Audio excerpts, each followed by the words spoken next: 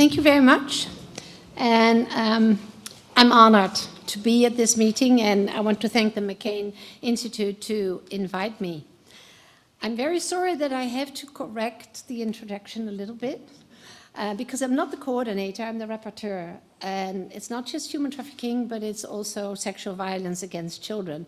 And why is that important for me to correct? As a rapporteur, I'm independent. I do not have any operational duties, but I tell the government what they're doing wrong. And not just the government, but the police, the judiciary. I also tell them what they're doing right. And sometimes it helps them more to lure them into doing it better, to put it that way. But the fact that I am independent makes it possible for me to do that. This morning, Mrs. McCain told about her own experience in a shop in India where she saw, as she later deduced from that, a case of human trafficking, and where she walked away. And I think many of us have a story like that. I have one like that. I used to have a cleaning lady about 20 years ago who came from Sri Lanka, and her name was Pushpa, and she'd worked for me for about a year. She had to go back to her country because her mother had gotten ill. And so I didn't hear anything from her. I didn't really expect that, but, you know. And then at one time there was a little note in my mailbox, and it was from Pushpa, and she said she was back in the Netherlands, and the only way she could do that was come with a Greek diplomatic family, and that she was maltreated, didn't get any money, had to work all hours of the day. And I read this letter, and I didn't really know what to do. And at that time, this was not a punishable crime. It was before the Palermo Protocol, it was before human trafficking, but nevertheless, it was a cry for help, and I did nothing. And now we would say it's human trafficking. And I'm a little ashamed, no, not a little, I am ashamed for not doing anything at that time. And I think that many of us will have, if they think back, and know more about human trafficking, as I do now, will know also those instances, and I hope that the next time something like that happens, you will react. I've been the Dutch rapporteur on trafficking for nearly 10 years now, monitoring, collecting data, and reporting on the nature and scale of human trafficking in the Netherlands. And during this period, I've seen a shift in our perception of the crime and consequently in our efforts to fight it. And I would like to share some of my experiences with you using the concept of framing. We've talked about seeing and looking, and this is just another word for basically the same way of dealing with this phenomena. For more than 15 years, we have, as a global community, witnessed the impact of the United Nations Palermo Protocol that has had for a more widespread understanding of what trafficking in human beings encompasses. Worldwide, the protocol has opened people's eyes to the comprehensiveness of the phenomenon, and multiple regional and national documents, such as your Trafficking and Violence Protection Act, have continued the development and further elaborated upon the question of how to compose the most effective approach to human trafficking.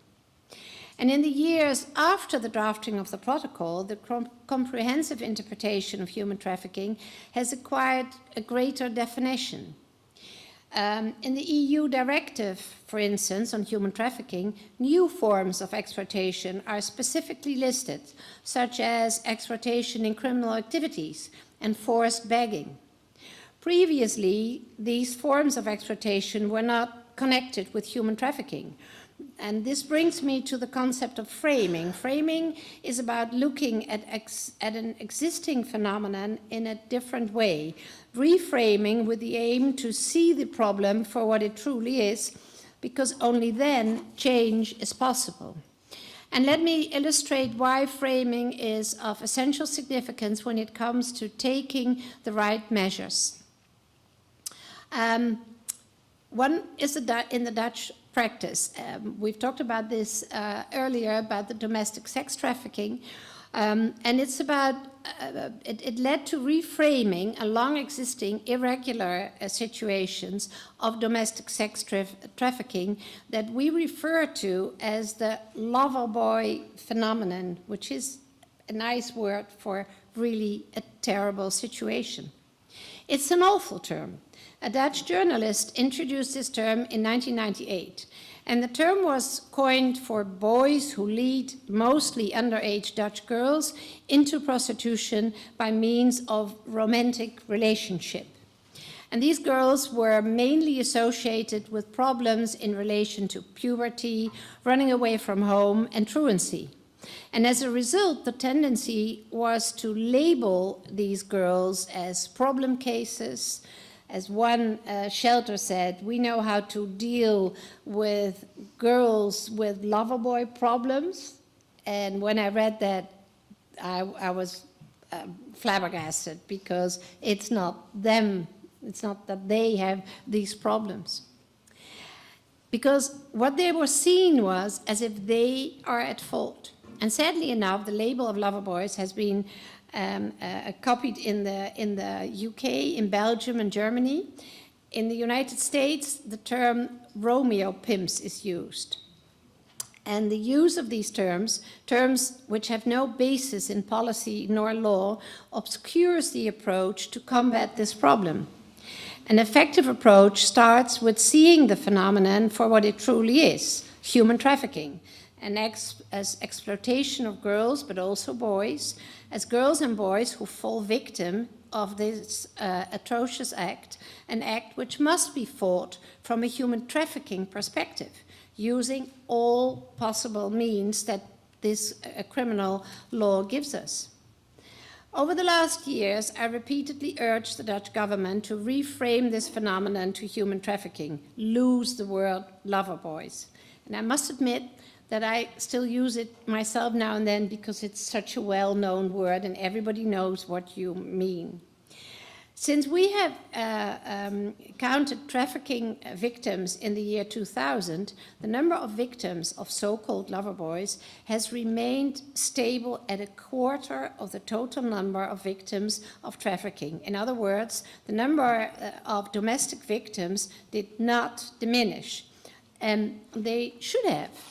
If there is one place one area where prevention should have a sizable effect, it is in domestic trafficking, because it's girls and boys, victims and perpetrators, who go to our schools and who we should try and be able to reach. And as a former juvenile judge, this never ceases to infuriate me that we can't really get this number down. Recently, however, my recommendations to fight this phenomena from the human trafficking perspective was adopted and successful. The police and public prosecutors prioritized prosecuting this group of traffickers with underage victims. Specific prevention programs are being created and protection for these victims has been put in place. Reframing revealed to be the first step in an effective approach to combat this phenomenon. This morning, there were two words on this subject that stood out for me: prostitution and demand. And I completely agree. When we talk about children or men buying sex, or women buying sex from underage minors, the word prostitution is just the wrong word to use. We don't want that word. There's no such thing as child prostitution. And the other one was demand. When in the Netherlands the ban on brothels was lifted in the year 2000, a criminal act was added to our criminal code, criminalizing buying sex from minors, 16 and 17-year-olds. And of course, under the age of 16, it's always a sexual assault. And about a year ago, there was a huge case in Valkenburg, a small city in the south of the Netherlands, where a 16-year-old had been manipulated to sell sex to many men. There was talk about 100. But a basket full of used condoms was found, and a telephone with a lot of telephone numbers was found. So the customers of this girl could be found, and they were. And in the beginning, the media saw this as something, these men were just going to a prostitute. And, well, they had bad luck that she happened to be 16. I was really, really angry about this tone of voice, and I vented my anger. And then two of these men committed suicide. And of course, this is tragic for their families, but it shows that people are very ashamed of doing this, and shaming them and letting them know that they will be found and will be prosecuted and punished is, I think, a very good preventative measure. So I looked at all the cases from the year 2000 that had been before the court on buying sex from 16 and 17-year-olds. And I saw about 180 convictions. Half of those were after 2015, which means also that our law enforcement is really taking this seriously. And I think that a lot of that has to do with the reframing, and also with the shift the media made, and is now also seeing this as the sexual crime that it is. More than ever, we need to use the human trafficking frame to gain better insight in already existing phenomena. Reframing is not a goal in itself, it is a means whereby we can see these problems for what they really are, and only then real change is possible. But to achieve a relevant improvement, training and raising awareness are key elements as well. I too, Mrs. McCain, speak for Rotary and Lion clubs. And because I have two mandates, I sometimes ask them which subject they want, human trafficking or sexual violence against children. And nearly all of them choose human trafficking because they think that is somewhere way out there, whereas sexual violence against children is very close. And nowadays I sometimes say, I will only come if I can speak about my second mandate, because that too is something that needs to be, that people need to be more aware of. And one of the things that I see having both these mandates is that there's so much going from the one problem into the other. Many of the girls who are a victim of human trafficking, sex trafficking, have been sexually abused when they were younger. The international and regional documents on human trafficking contain a substantive obligation to train personnel in this field and call upon all organizations that may come into contact with possible victims to ensure that this is done. And this, in fact, entails everyone and everybody. The juvenile judge, with no training on trafficking issues, must be able to recognize when and if a young shoplifter was made to steal. The Child Protection Agency must learn to discern the underlying reasons for truancy. Local government has to step up and play its part, and public-private cooperation is needed in the fight against trafficking.